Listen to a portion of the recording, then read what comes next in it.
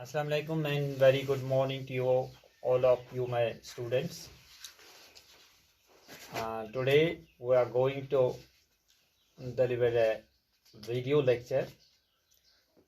It's our topic number 16, the rule of the road, or it is said on the rule of the road. It's an essay. It is written by A.G. Gardiner. A.G. Gardiner is a very famous British essayist. Going straight to the topic, the essay begins with an anecdote, begins with an incident.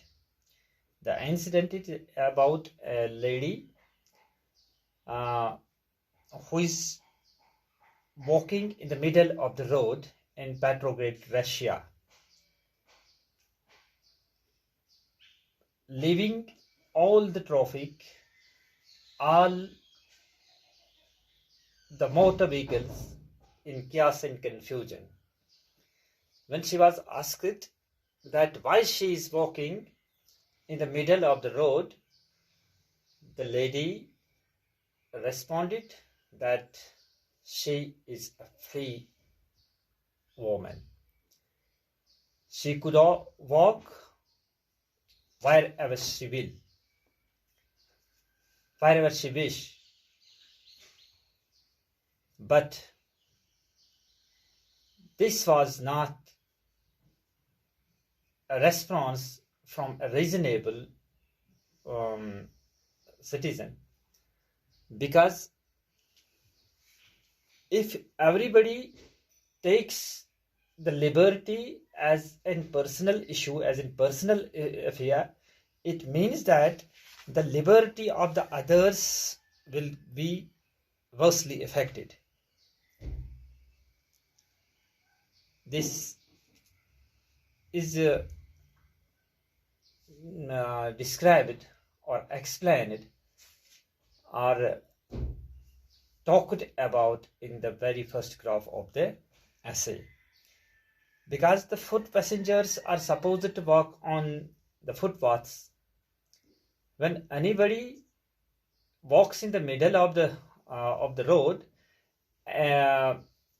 with the sense that he is a liberal person, he is a free person, he or she has a right to walk in the middle of the road, and then the same right is given to the these motor riders. They too are supposed to walk on the pavements or these footpaths. It means that the whole world will be in a chaos, greater chaos and confusion.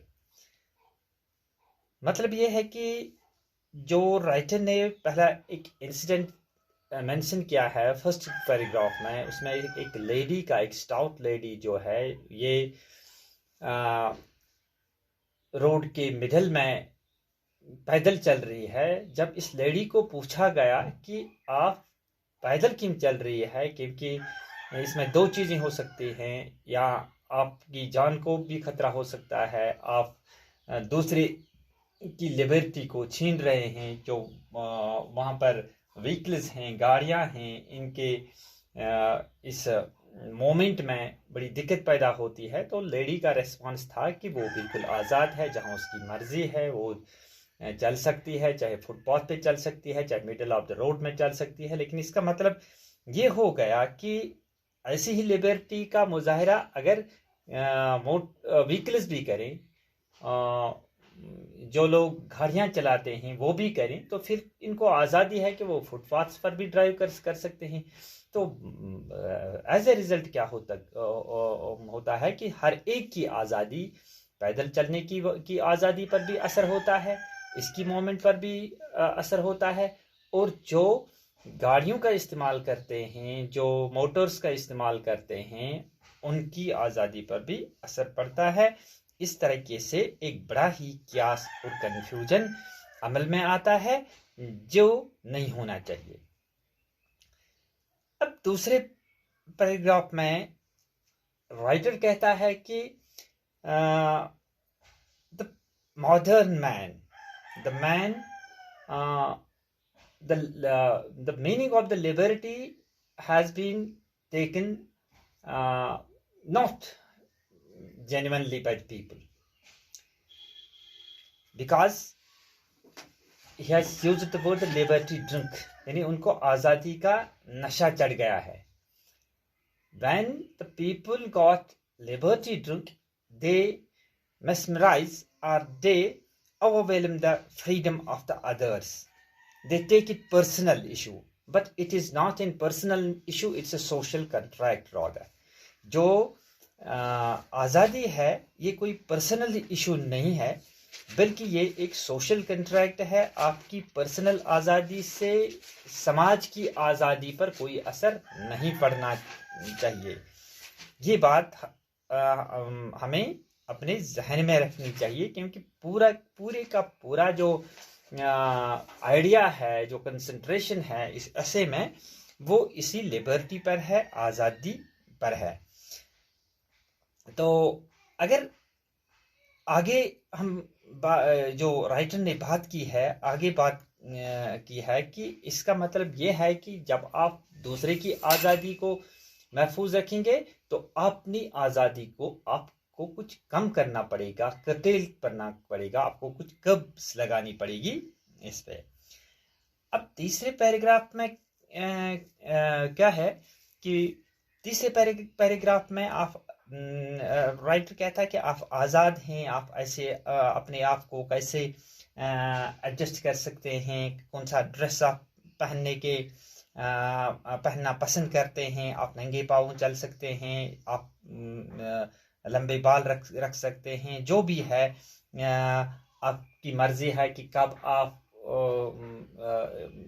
हंस पड़ेंगे, कब आप यानी बड़े reserve रहेंगे. ये सब चीज़ें जो हैं आप इसमें आज़ाद हैं कि आपको कब और कैसे क्या करना है. इसमें आपको कोई दिक्कत नहीं आनी चाहिए. अब पैराग्राफ फोर्थ में क्या है कि इसमें जो राइटर है वो एग्जाम्पल देता है. इसमें एक राइटर ने कुछ क्रॉस एग्जाम्पल्स दे दी हैं कि इन क्रॉस एग्जाम्पल्स को कभी कभी जो बच्चे लोग हैं वो इसको अंडरस्टैंड करने में थोड़ी दिक्कत महसूस करते हैं, लेकिन जब इस ऐसे को रिपीटेडली पढ़ा जाए तो मुझे नहीं लगता है कि इसमें कोई दिक्कत होनी चाहिए.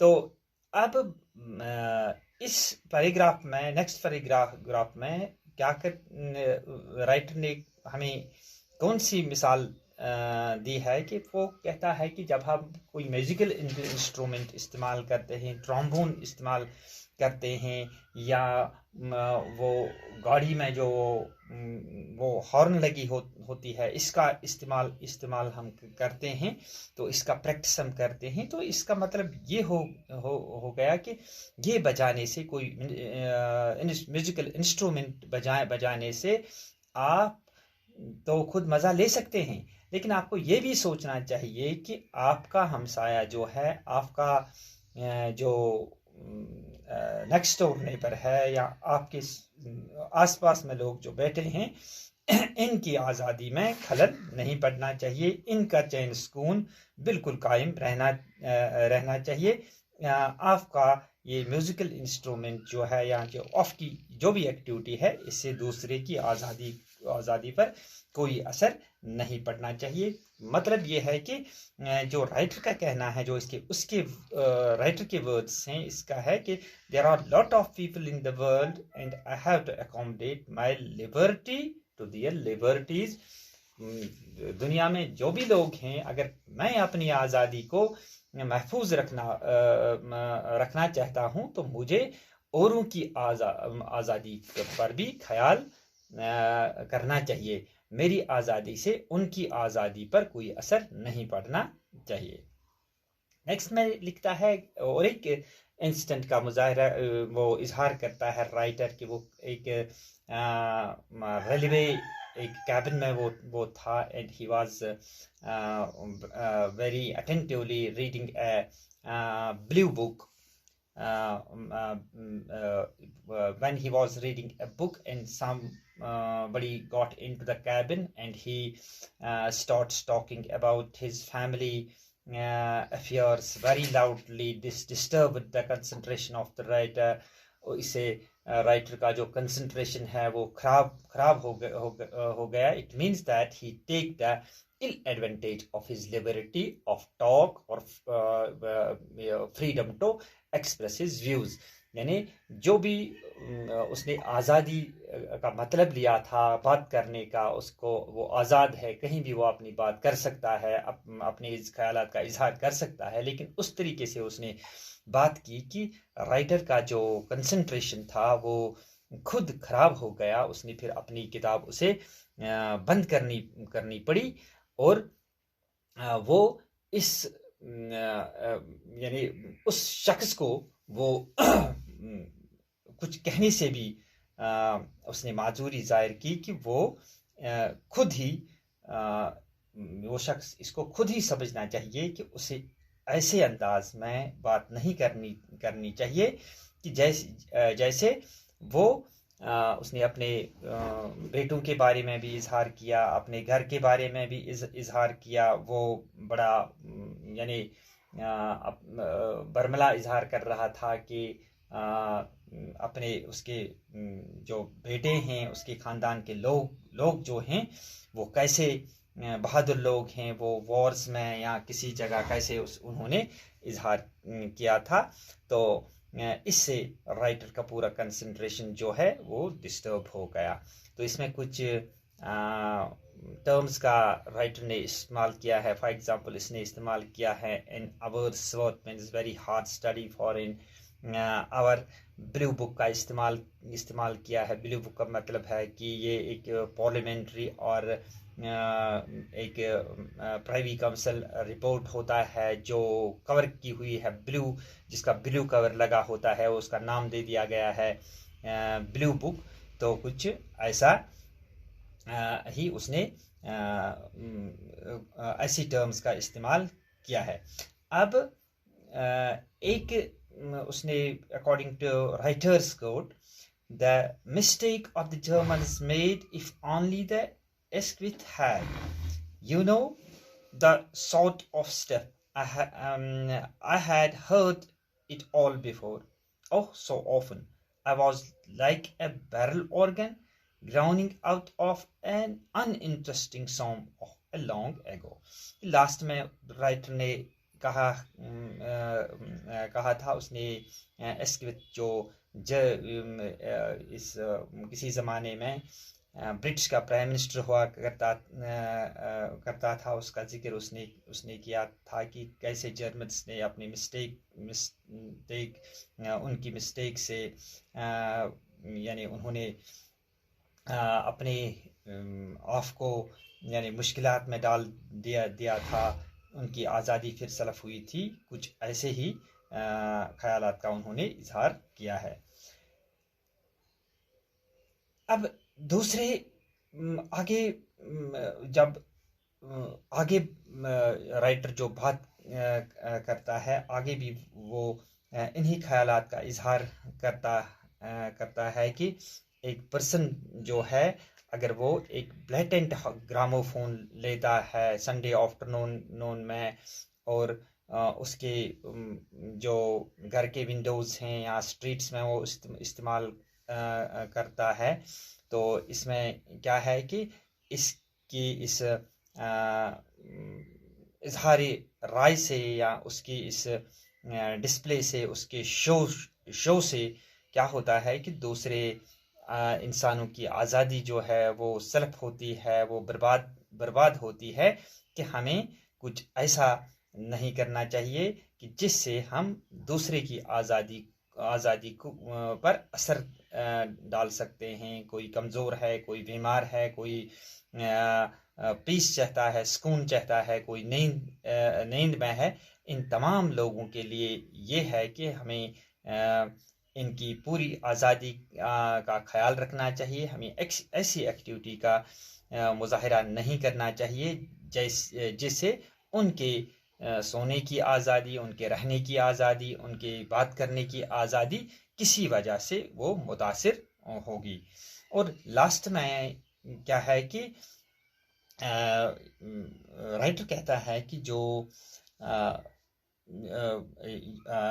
मैटर्स ऑफ कंडक्ट लोगों के हैं, जब वो रोड पे आते हैं तो हमें क्या करना चाहिए कि जो रोड पे पुलिस वाला होता है, अगर एक तरफ से वो गाड़ियों को रोक लेता है अपने इशारे से, या किसी को जाने की इजाज़त देता है, किसी को रोकने का इशारा करता है, इसका मतलब नहीं है कि हम उसके गुलाम हैं। हम उसका कहना हमें मानने से हमारी आज़ादी छिन जाती है। लेकिन दूसरी तरफ से अगर हम इसका असल माने देख लें तो इसका मतलब ये है कि ये जो पुलिसमैन है, जो पुलिस ऑफिशियल है, जो ट्रैफिक को रेगुलेट करता है, ये हमारी आज़ादी का पहरेदार है, हमारी आज़ादी की वो रखवाली करता है, ताकि किसी की आज़ादी छिन जाए। असल में इसका मकसद यही होता है।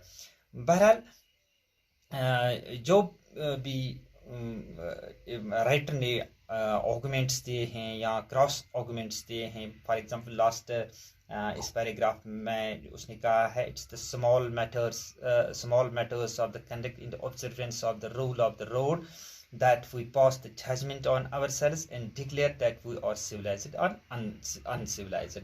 तो मतलब ये है कि जब हम छोटे छोटे बातों को अमल में लाते हैं, उनको चाहे हम रोड पे होते हैं या रोड से बाहर किसी जगह होते हैं, तो इससे साफ यही पता चलता है, हमारी छोटी छोटी बातों से यही पता चलता है कि हम सिविलाइज्ड हैं या हम अनसिविलाइज्ड हैं। फॉर एग्जांपल, अगर आप किसी बड़े ख़ानदान से ताल्लुक़ रखते हैं या हमारा बड़ा बैकग्राउंड है, अगर हम आगे आते हैं, पीछे से आगे जो गाड़ियां लगी होती हैं, हम सायरन बजाते हैं, इससे जो पैदल चलने वाले लोग हैं या दूसरे लोग हैं, एक नॉइज़ पोल्यूशन सा हम क्रिएट करते हैं, तो इसका मतलब ये है कि हम सिविलाइज्ड नहीं हैं। हमें अपनी बारी का इंतज़ार करना चाहिए, जब तक स्मूथ मूवमेंट जो ट्रैफिक है उसको रेगुलेट होने देना चाहिए, ताकि हमें मौका मिले, ताकि हम ओवरटेक करें और हम आगे बढ़ें। इसका मतलब ये है कि हमें कुछ मोमेंट्स को सेक्रीफाइस करना है और लोगों की आज़ादी के लिए। जब तक नहीं ये चीज़ हम में पैदा होगी, हम सेक्रीफाइस का जज्बा रखेंगे, तब तक हम ना अपनी आज़ादी को रेस्पेक्ट दे सकते हैं, ना दूसरे की आज़ादी को हम महफूज कर सकते हैं।